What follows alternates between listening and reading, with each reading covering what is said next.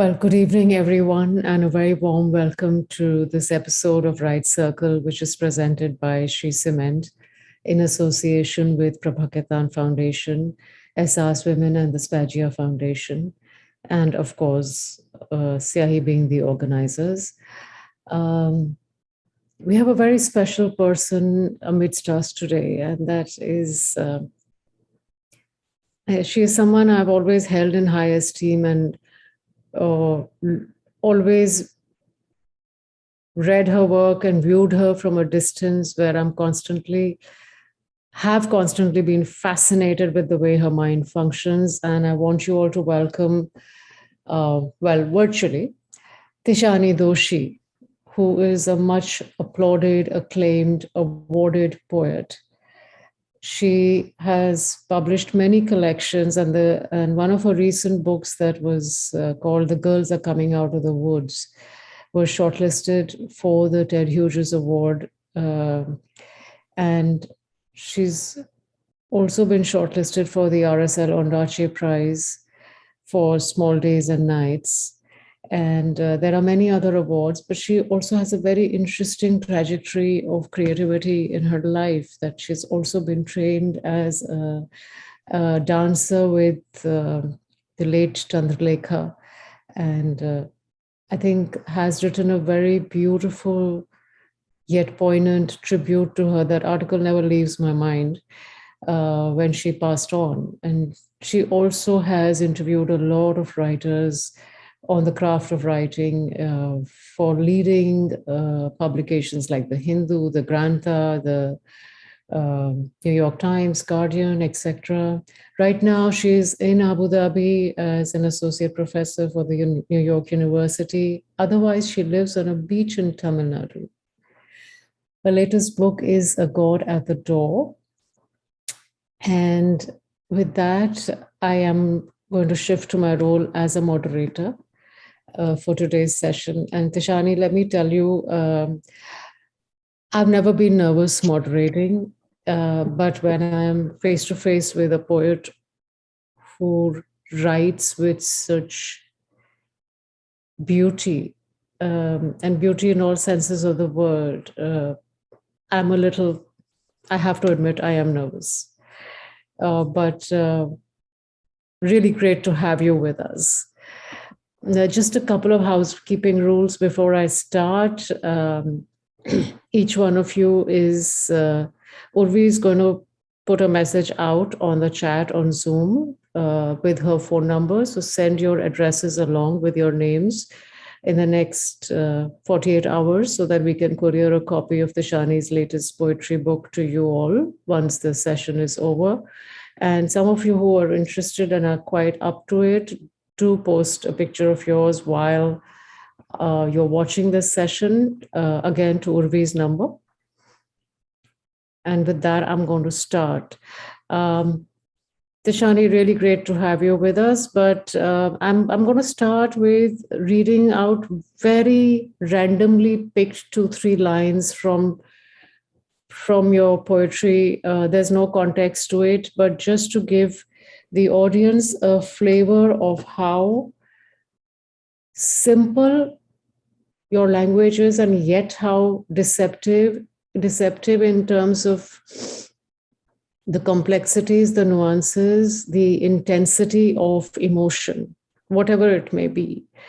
And forgive me, but I am not going to quote the context specifically, nor I'm going to name the poem, because I want you to fill in those blanks as we go along. So I'm going to start with this. This frugal diet of living is getting to me. And with no connection to this is another line which says, what if we were never meant to settle? And yet another. What if God on the other side of the wall was equally alone and in need of company? And yet another. The pluralities of the nation, us and the planet, are tied together. The earth is the body of us. There were so many more lines, Tishani, that I wanted to pick up and just to make you repeat them to us. There is rage, there is There is rage in some of these lines with so much delicacy. It's as if you hold each poem very tenderly in your palm and caress each emotion, even if it's anger, it's desperation, it's terror, it's loneliness. There are questions, there are doubts, there's frustration, there's wit, there's humor. This inherent beauty in your poetry, it's almost gossamer like lace. How do you, how, I just want to know, how does your mind function? How do you put them together? Okay. Hi, Meeta, and hello, everyone. Thank you for being here, and thank you for that lovely introduction. Um, I'm teaching a course here. One of the courses is about poetry, and over the course of the semester, we read various poets, various styles. We try different forms, different constraints. And at the end of the class, the beginning of class, we say, like, what is poetry? At the end of the class, we say, what is poetry? And poetry remains one of those very slippery, magical things which escapes definition. And we cannot all agree on what a poem is. But I think for me, it's something that I strive for as a reader of poetry, but also as a maker of poems, is that what does the poem, do I recognize a poem? And how is a poem different from another piece of writing? And I think to some degree, poetry is very close. Some of the lines that you quoted in the beginning were from a poem called Listening to Abda Parveen on Loop. I understand why I miss home and why it must be so. And that poem came about during the first lockdown early last year here in Abu Dhabi. I walked around the campus, these concrete buildings, blasting Abda Parveen in my ears, and a great feeling of what voice can do to somebody, not just in terms of emotion, but actually physically within the body, create a sense of missing home, of wanting to be somewhere and not being able to go, and why that pitch, that texture, how does it bring us close to something almost, I mean, something divine for me, listening to certain music, and certainly listening to her.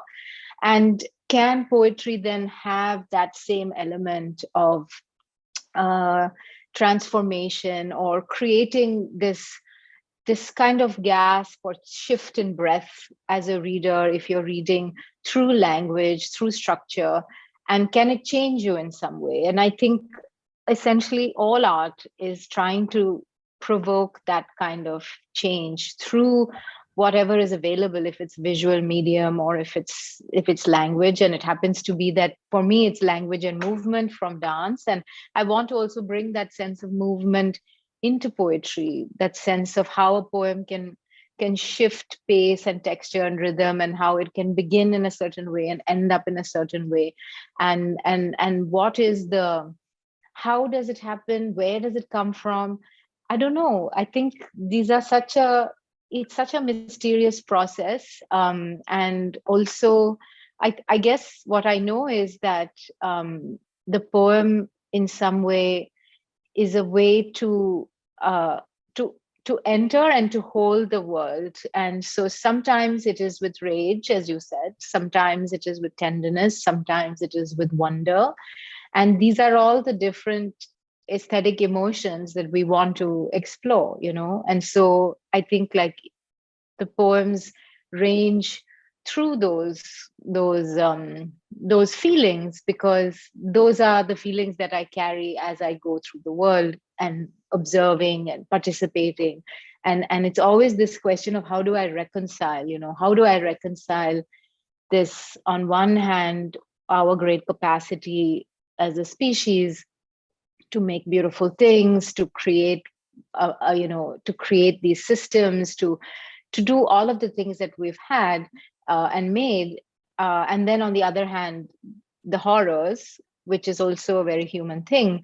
And then how do you then reconcile these two and hold these two things together? So there's always this tension from which a poem emerges. It's like, it can never be like, oh, I'm writing my happy poem or I'm writing my sad poem. I feel like each poem has to have many sides to it, in a way, and that hopefully some of that complexity comes through in the way that the poem is formed with the language, the way you speak it, the way you read it, all of that. Right.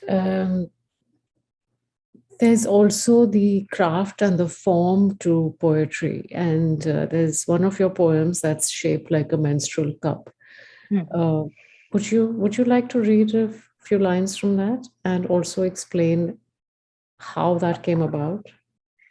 Yeah. So basically, this poem is a kind of rejoinder to Pliny the Elder. He had written 2000 years ago in his book, The Naturalist Historia, that menstrual blood was so dangerous that a mere drop of it could kill bees and cause seeds in the gardens to dry up, etc., etc. I just, and he to me is sort of the quintessential mansplainer before the term was coined, because he was curious about a lot of things and he wrote about a lot of things, but he also got a few things wrong. And so I think when I was reading about Pliny, and then he went off to Vesuvius and actually perished there when the volcano exploded, I think I felt like I wanted to write towards that across time. And that's another thing that poetry can do, is you can have these conversations with the dead. You can, address them in some way directly. So there's a little bit of tongue in cheek, but it's also, I suppose, to do with the sense of, what does it mean to have that kind of power, and where are we? So I'll just read a small part from that poem. Once a month, when the blood comes, I go out to lie in whatever field I find, to feel the scorch rise and the crops wither. Our powers are much depleted. I can stand among men in full swing of my menstruous, and nothing will dim their ability to tell me about me. There are birds I can't name at the window this morning, and dogs in the valley beyond who are using their bell-shaped lungs to announce their happiness again and again and again. Nothing has changed. So that's just a small bit of the poem. And I think when I was writing the poem, I've also been thinking a lot about structure and how language can be contained and held. And this sort of shape of the menstrual cup emerged. And I was also thinking about the offering of this cup to Pliny, as part of the rejoinder. So I think what I've been looking for more and more in writing is, and this is not just for poems, but also in my novels, but also in essays, is how to reintroduce a sense of play and how to be able to, because I'm writing about serious things, I'm writing about things that are quite difficult sometimes. But is it possible that to then have that element of play as well in the writing? And so in the poems, I feel I really found a sense of being able to calibrate in such a way that I could inject a little bit of humor, a little bit of, just play, and irreverence. It's important to me to be able to do that, to laugh at myself, but also to kind of shake this thing of, here is my serious poem. I don't know if that makes sense, but No, that makes a lot of sense. And I'm so glad you mentioned the necessity, literally the necessity to have the capacity to be able to laugh at yourself, to introduce that element of play, because the human nature gives us that flexibility, and it's for us to embrace, right? And you do that with such equanimity, and you do that with such grace. Even your wit, the even if it's ironical or otherwise, it's laced in, and it does what it has to. So I would just love to get a peep into that kind of imagination, but where, you know, you're talking about literally, like, some of your poems also come from a particular circumstance and human existence against a political backdrop. And just like you read out this particular a few lines from the poem to Pliny the Elder, it obviously is connected with a societal construct and all the complexities that come with all of this. You weave in all these concerns, you weave in even spirituality and divinity, and even the condition of women in our society. Uh, this whole prismatic range, uh, how do you walk this line of balancing the personal with the political, with the social? Yeah. Um, so, I think one of the things that is really interesting to me is the question of time. One of what is the time that we are living in? Everybody thinks that they live in extraordinary times. I think all times are extraordinary, but it feels to me, and I'm sure it feels to a lot of people, that we are really, we are experiencing a pandemic. This is a global situation that we've had for nearly 2 years now, and we are on a kind of brink of climate change. We are facing so much in terms of news. We are being bombarded with 24/7 news everywhere. How has technology affected the way that we think and feel and are as human beings? Social media, like constantly being on and available, and yeah, bombarding is the word that I think of. And I think in a way, what a poem is trying to do is also reconcile these the time that you live in with an earlier time, and acknowledge that perhaps being human has always involved um, some kind of big fear that is always being faced, and that is part of our nature, our whether it is a fear of what happens after we die, or whether it's a fear of so superstitions or religions or whatever. And even though we have evolved so much and we are in this age of information, we are still very fearful, and we still are obsessed with the same things: love and jealousy and all of those things. And when you were talking about Pliny, I was thinking about, so for example, the women in Sabrimala who were trying to get into the Sabrimala temple and who are not allowed, the women of menstruating age is not allowed to go in.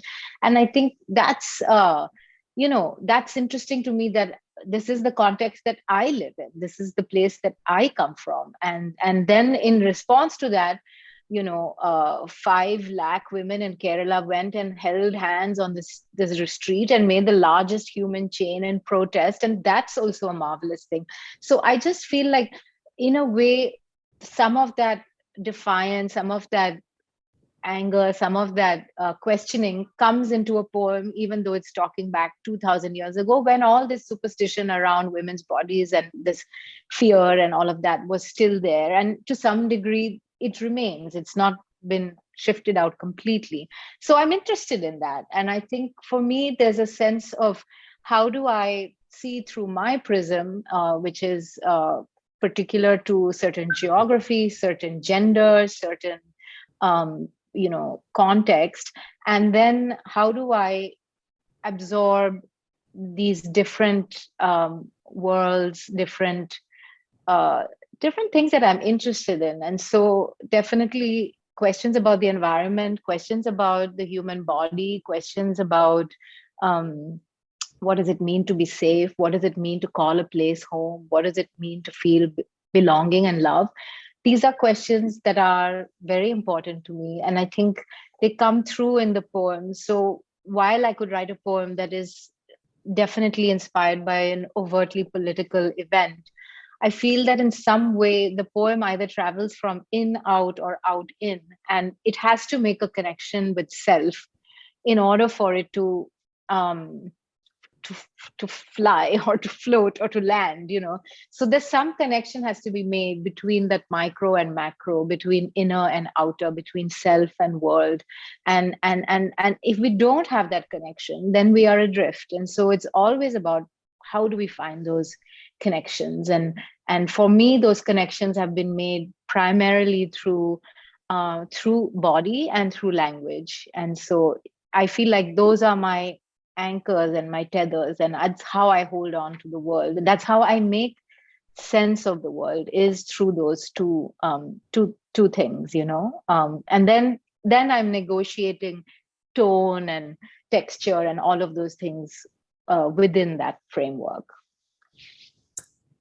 Right, which gets me to it's damn cool that you mentioned what you mentioned towards the end of your answer, because my next question was going to be how art and music and dance as parallel streams of the aesthetics have contributed to your creative energies, especially because you've trained under Chandralekha ji, and how did that influence your writing?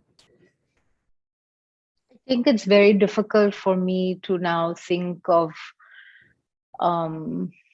poetry or writing without thinking about dance. In a way, those two things of movement and language, stillness and breath, rhythm and time, they are so entwined in certain ways. And I think partly it's because when I met Chandra, I was in my mid-20s and I was writing. I had already begun writing, but I had not published, and I was just figuring out how to be a writer. I wanted to be a writer, but I didn't know how one becomes a writer. And everyone has to find their way. But I definitely think Chandra helped me to um, understand what it means to decide that this is the path that you're going to take. And that path means saying no to other paths. And it means putting down certain filters, putting down certain taking on with a certain rigor things that you are interested in. And so if I was going to be a writer, then I had to actually have a practice. I had to have what they would call in music a sadhana or a riyaz or whatever. I have to figure out what, not just I'm a writer, I write whenever I feel like it, but I'm a writer. That means I have to write every day because that's my work and that's what I love to do. And so I think it's very difficult to find that structure for yourself, and dance helped me to find that structure because it was unrelenting, and Chandra was unrelenting. She never, I mean, 7 days a week, every morning 10 to 1, show up, and converse and talk from everything. Not just, we don't just talk about dance, we would talk about everything.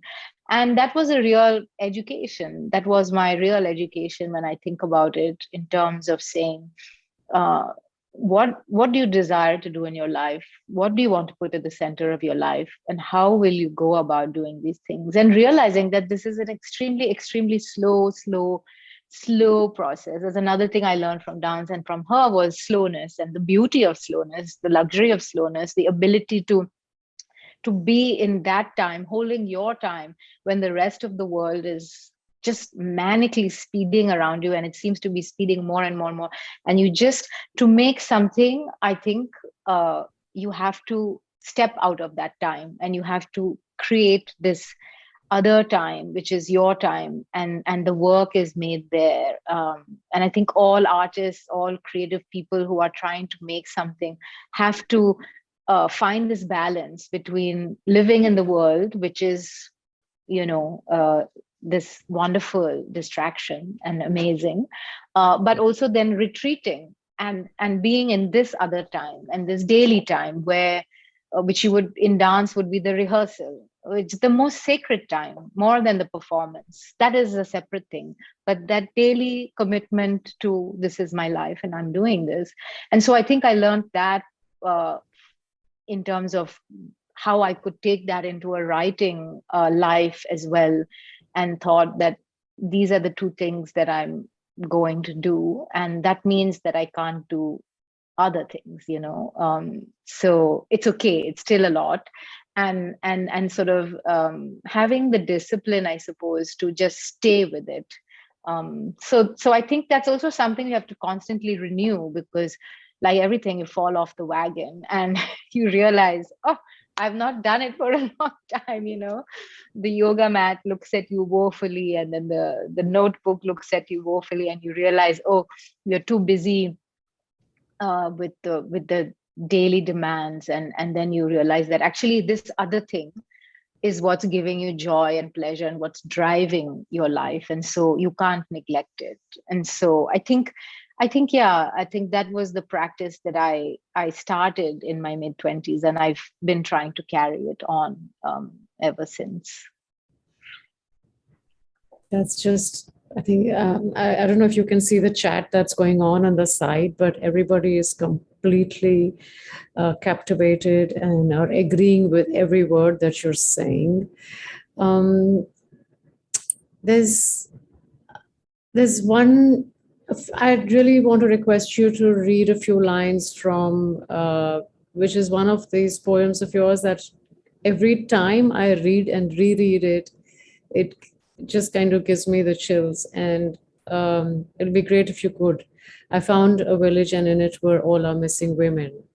I think a Hmm, few lines from that, and our audience would be sure. even more mesmerized than they already are. Okay. So I just would say something about the poem that it Yes. began because I read an article about how 21 million Indian women were denied the right to vote because they were not enrolled on registrar. So no matter what they did, they sort of just were not, it's like they didn't exist. And I've written a lot about gender violence. I've written, girls are coming out of the woods.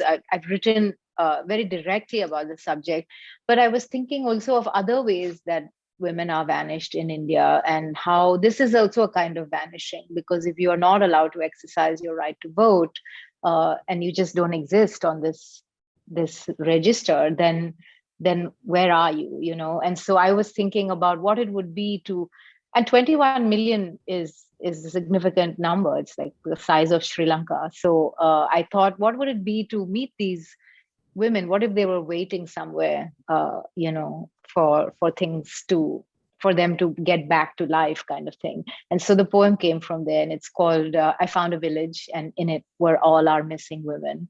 And I'll just read a small portion of it. I found a village, a republic, the size of a small island country with a history of autogenic massacre.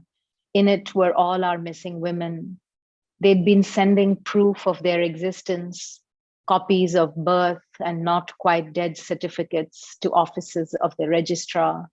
What they received in response was a rake and a cobweb in a box.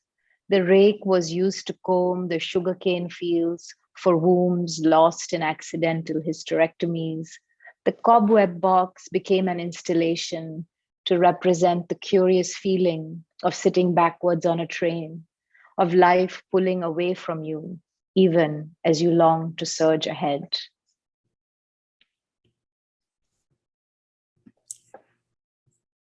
Oh, well, actually, I'm really tempted to make you read the entire thing, but no, there are other questions that I'd like to ask. But um,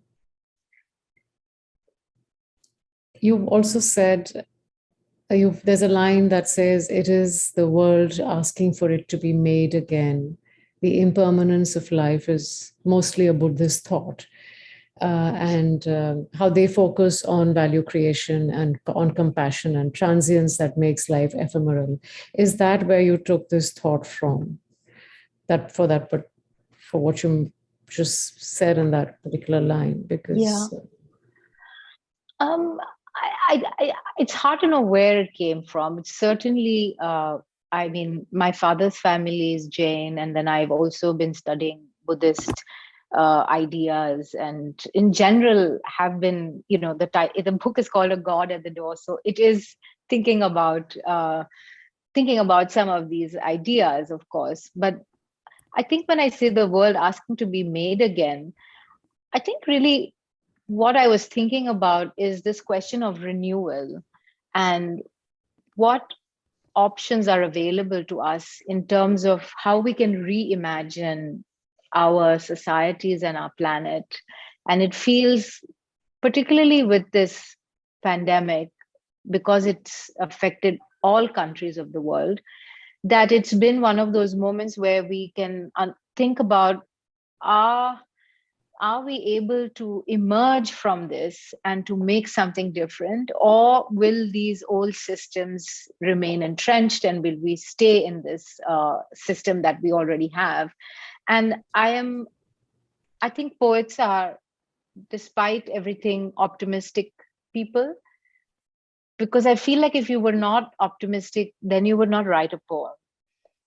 to be engaged in the act of writing poems means that you have some kind of hope, that you imagine that you will write something and somebody somewhere will read the poem. That is such an optimistic idea, especially with poetry. I mean, it's a very small Yeah. committed market, but I think the sense of the poem finding an audience is so beautiful to me. And I think for me, a lot of what I was thinking about, what is world making, what can we reimagine, what are we going into, it's really terrifying most of the time. But there is a sense of perhaps there is a chance that we are standing in the rubble and the ruin, and we decide differently, or we value things differently, or we say, actually, no, why don't we put this at the center of our life? This is what's important, not this. And that would happen on a large scale, not individual. That everybody would kind of reimagine a future that would not seem as bleak as the one that we are currently faced with, I think. I remember many years ago, someone asked me at a poetry reading, said, you are not a very, you're not a very optimistic person. Your poems are so uh, full of sorrow, and I was trying to explain this concept of transformation, and how if I couldn't write the poem, that would be the sorrowful thing.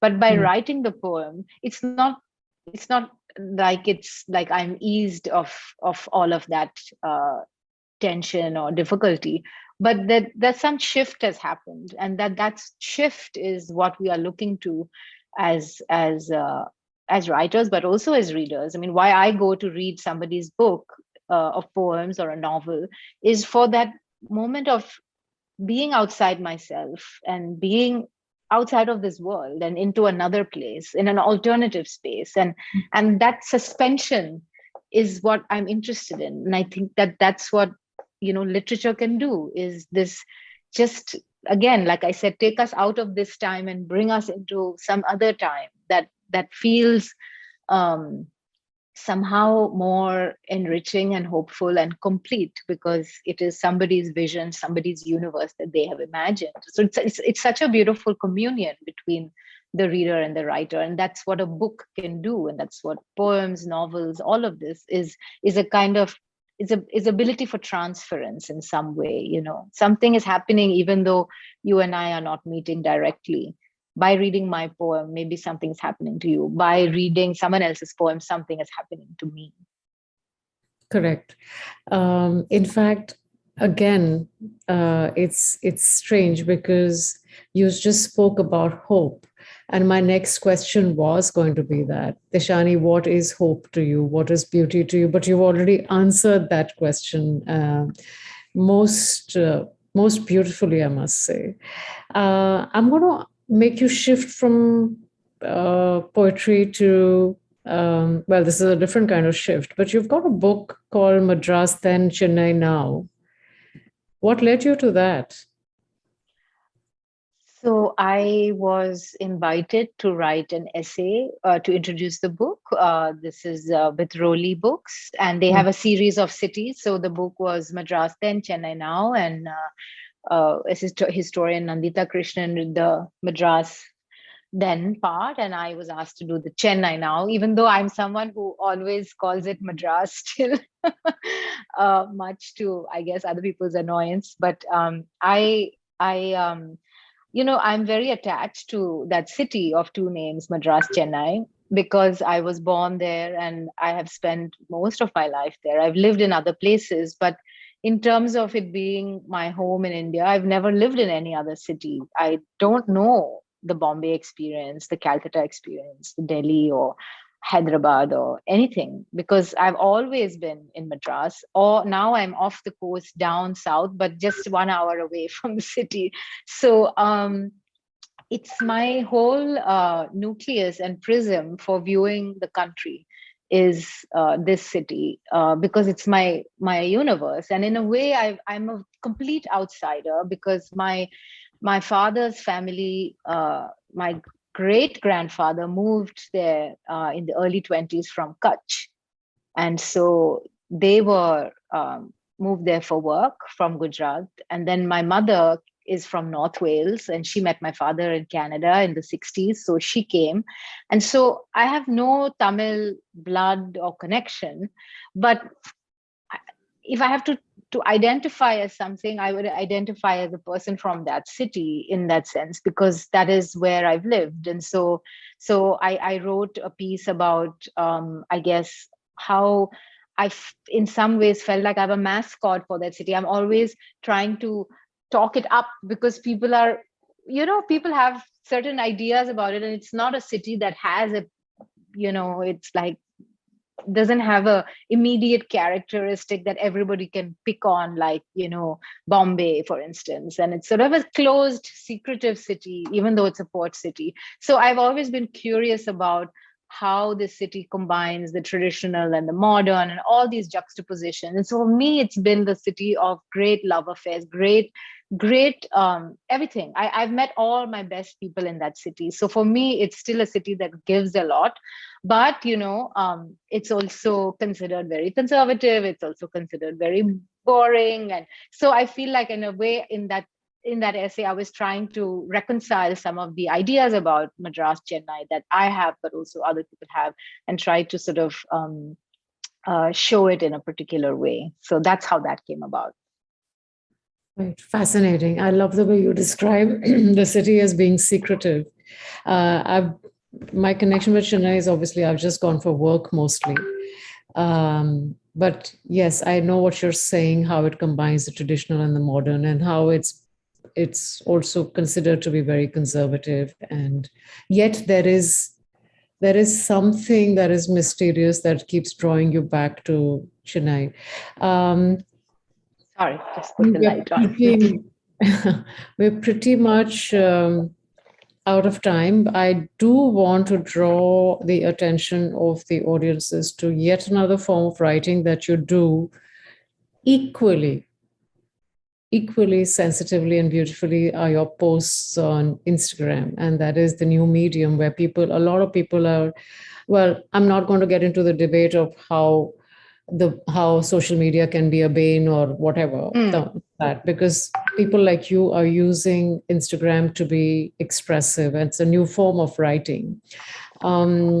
There's a post by you on A.K. Ramanujan. Urvi, can you share it on the screen so that our audience can be, and on his, how you start off the post by saying the saddest last line of any love poem has got to be "but now." Do you want to talk about Ramanujan and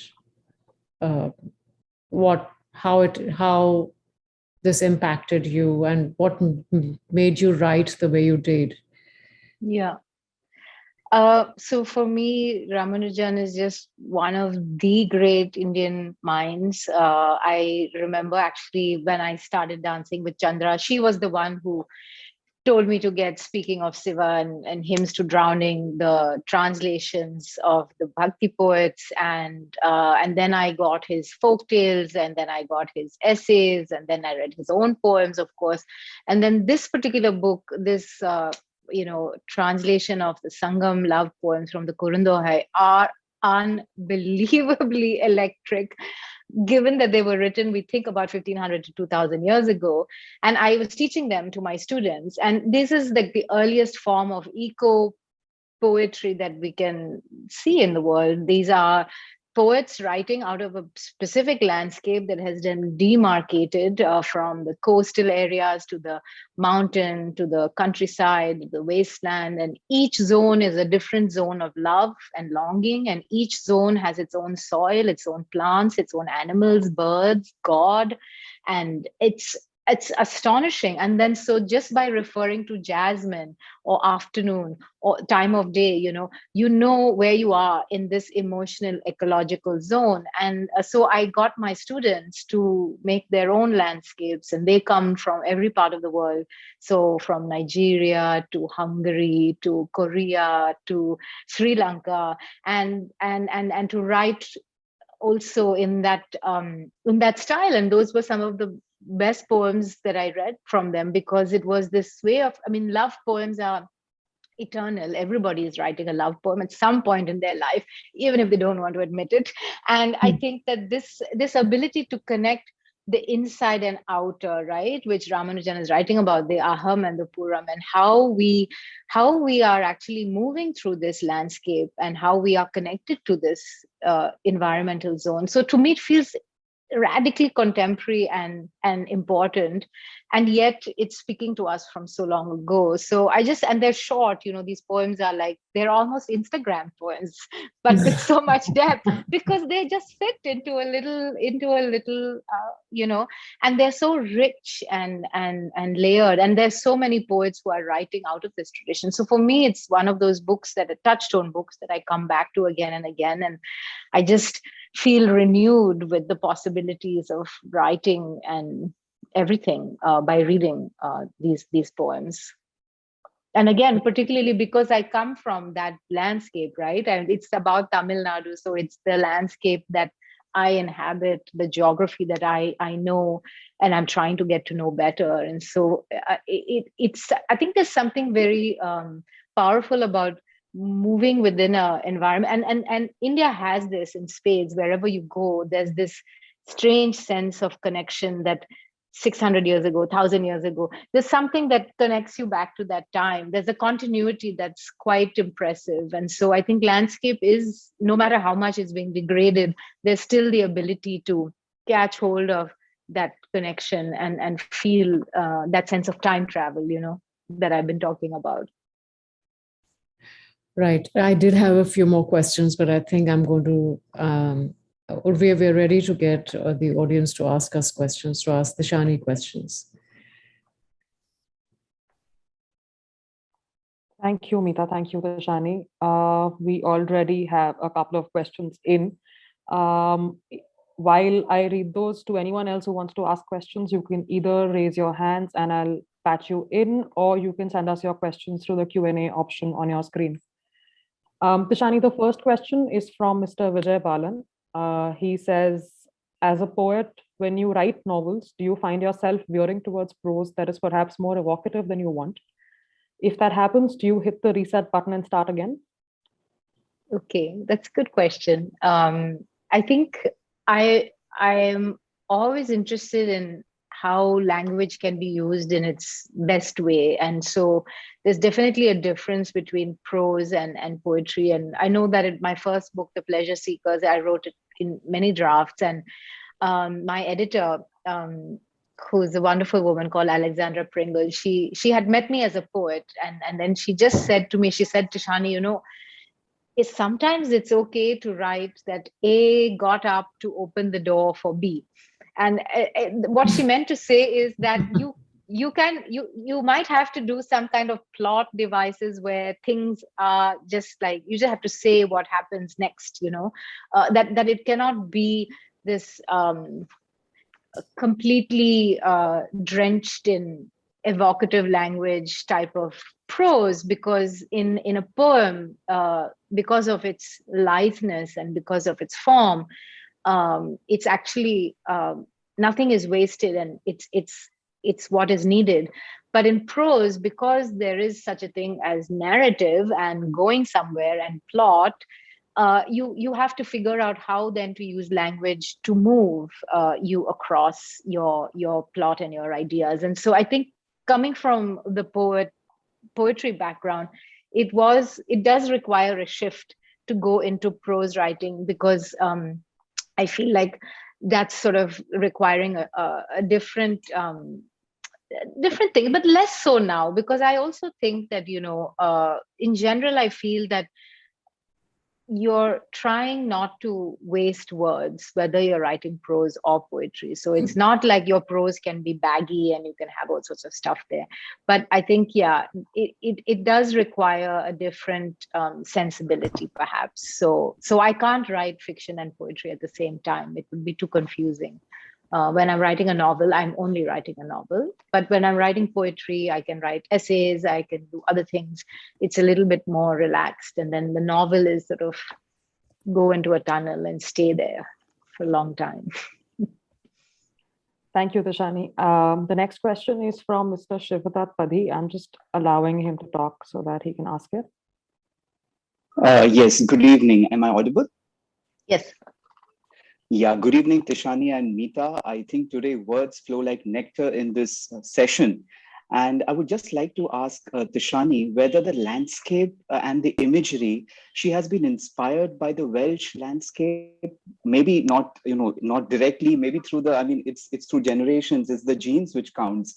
And of course, maybe the Indian imagery also, and how's the fusion taken place, or what are the distinctions or the contrapuntos, if you Yeah. could highlight. Thank you so much. Take care. Sure. Thank you. Actually, the Welsh part of me is very important to me, and I think I spent time there as a child, but also as an adult. I've never lived there for a long period of time, but in a way, it's defined me by its elsewhereness.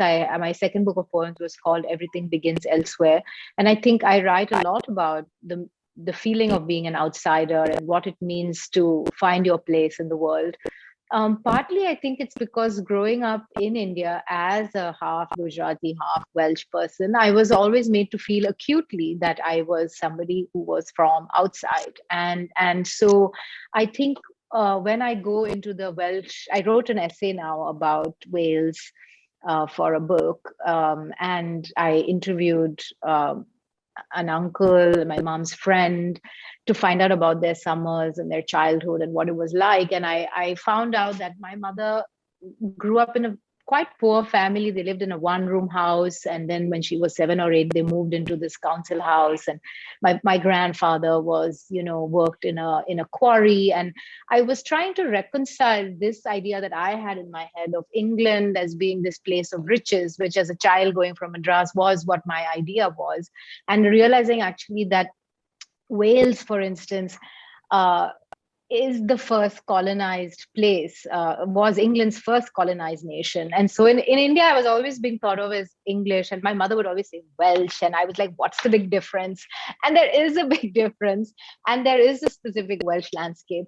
And there are poets, Welsh poets, particularly R.S. Thomas and Dylan Thomas, who I read and who I love, and who in some ways allow me to enter into my mother's landscape and childhood.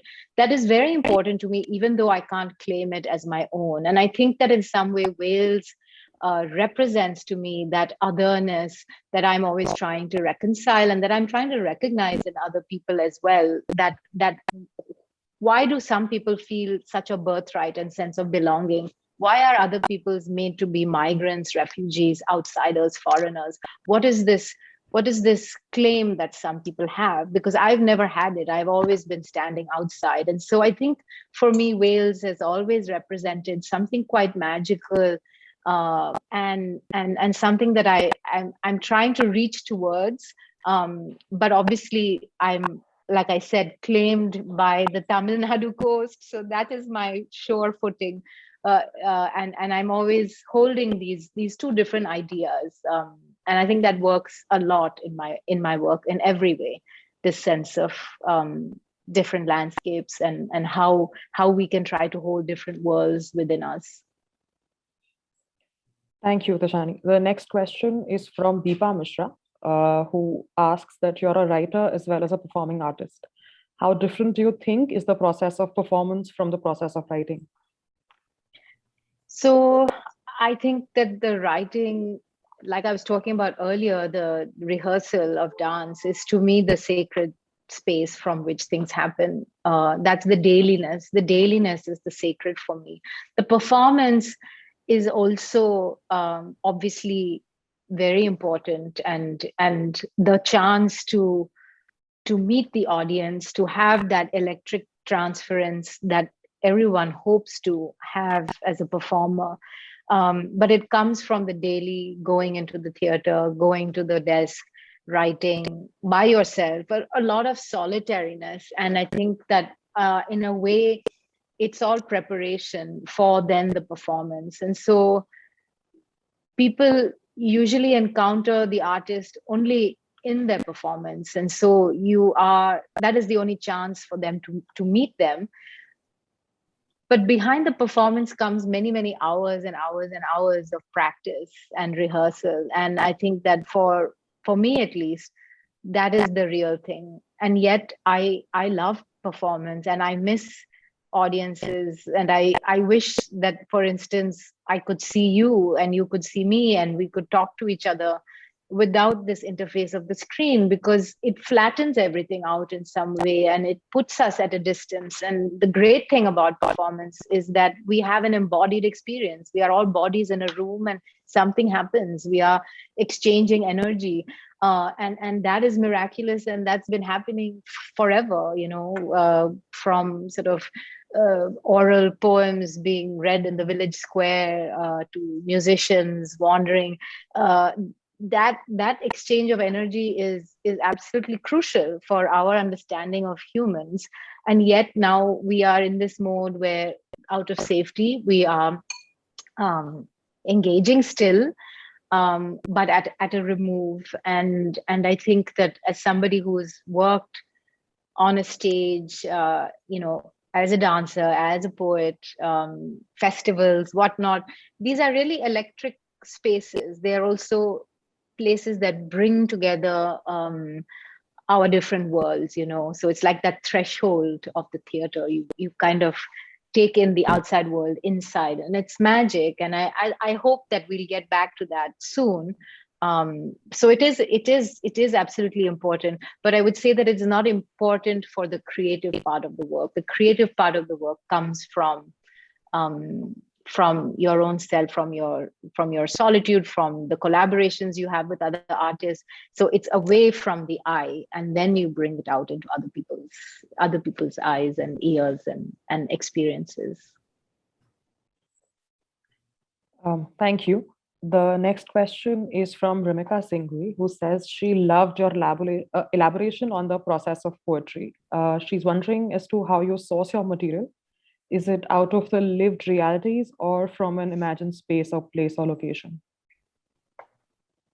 I think it's from a lot of sources. When I began writing poetry, it was very much an internal thing, and it was moving outwards into the world. I was trying to place myself. So it was from experiences that I had had or things that I had observed. And I think increasingly now that has switched from things that I see outside in the world that I'm trying to bring back into myself. So the direction has moved from in, out to out, in. And I think partly a lot of the poems in this new collection are in a way responding to a lot of news stories or news items, and trying to understand whether the language of poetry can intercede with the language of news and to create some alternative space of understanding. But also it's allowed me to sort of take that news speak and shift it into something else. So I think now I research, I read articles, I read magazines, I read scholarly things if I'm interested in an idea.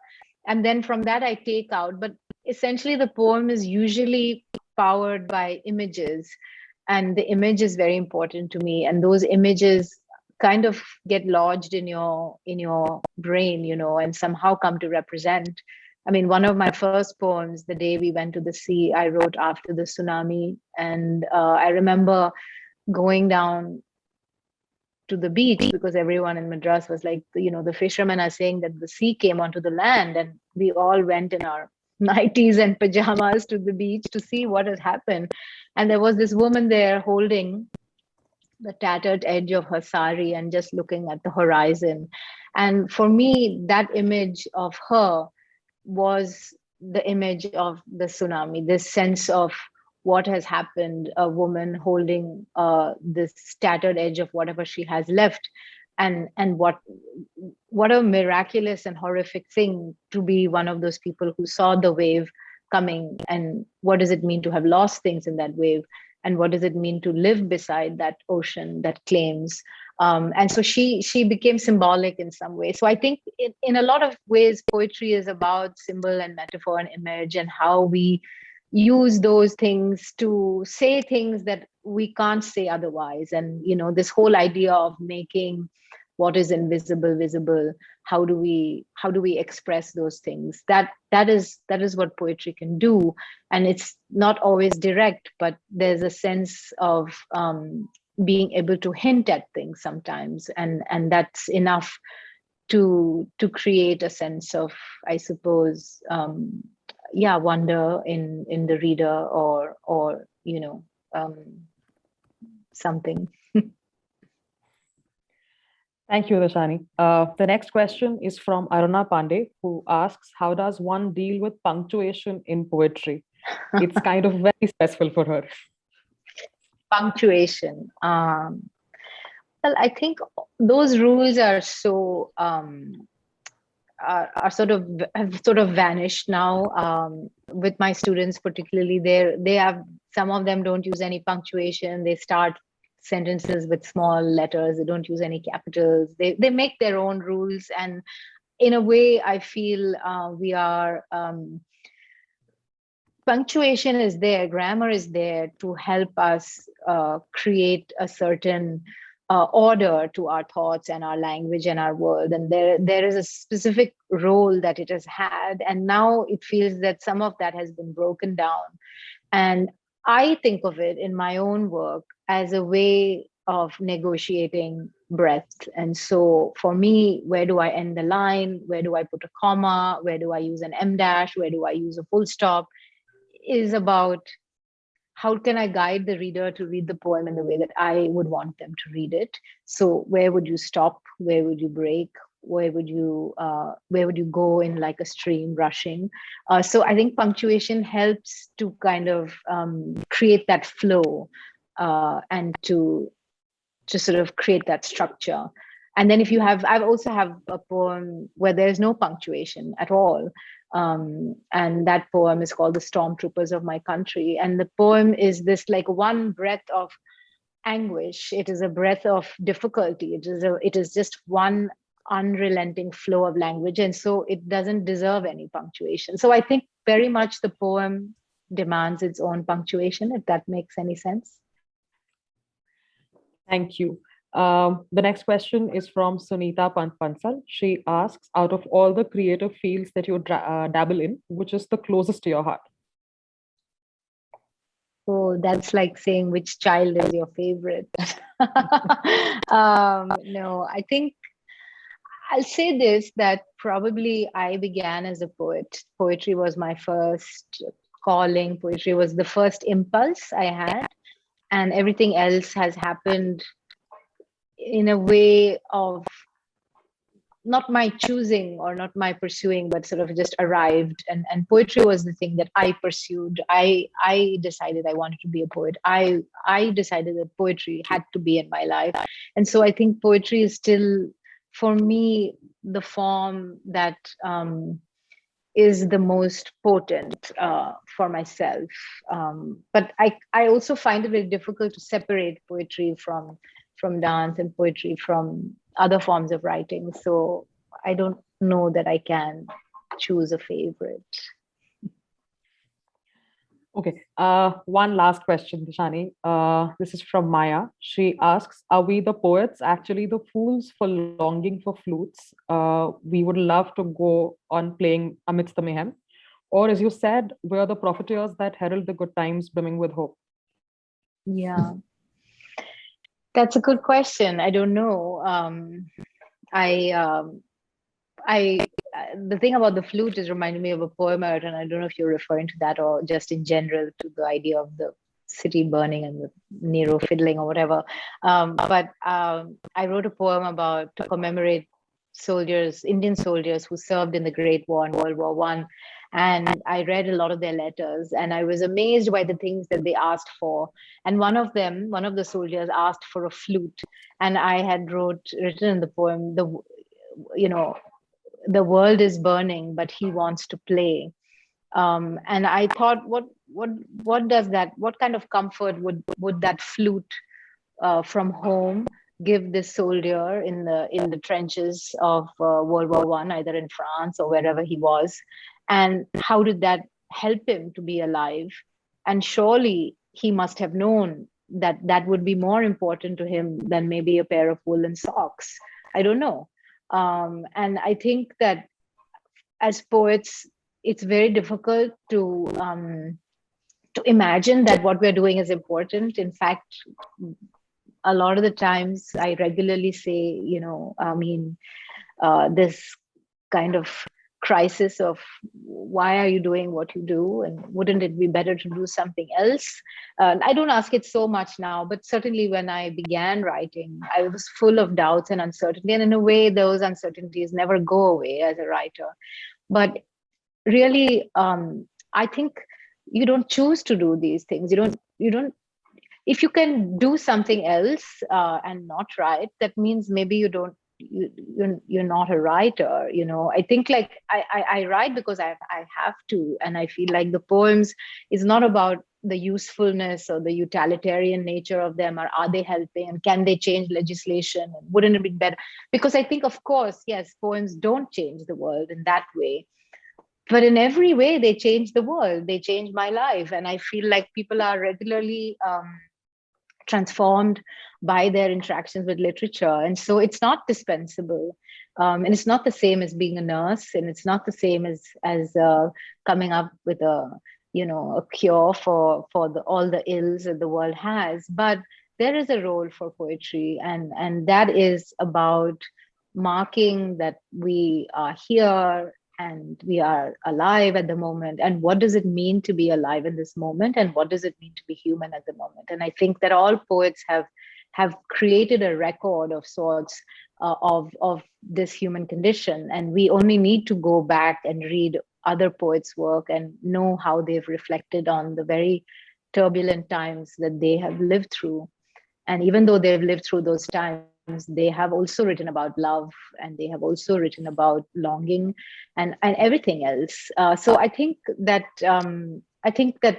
in a way we kind of persist with poetry because we have to, and thank God for that. Thank you, Tishani. Back to you, Meeta. Thank you so much, Tishani. This has indeed been one of the most enriching conversations we've listened to in a while. And I'm sure everyone who's attended is going to agree with that thought. But thank you for giving of yourself so much, even if it's on the interface, which is not of our choice, frankly. But it's been lovely having you with us. Thank you. And I'd really thank each one of you who've attended the event today. I still like to use the physicality of the attending the event in some hope that, yes, we're going to be back there soon. But it was lovely having you with us, Tishani. Thank you. Thank you so much. It's been such a learning just listening to you speak. Thank you, Meeta. Thank you, everyone. Bye for now. See you in the real world somewhere. Yes, soon. Okay. Bye-bye. Bye.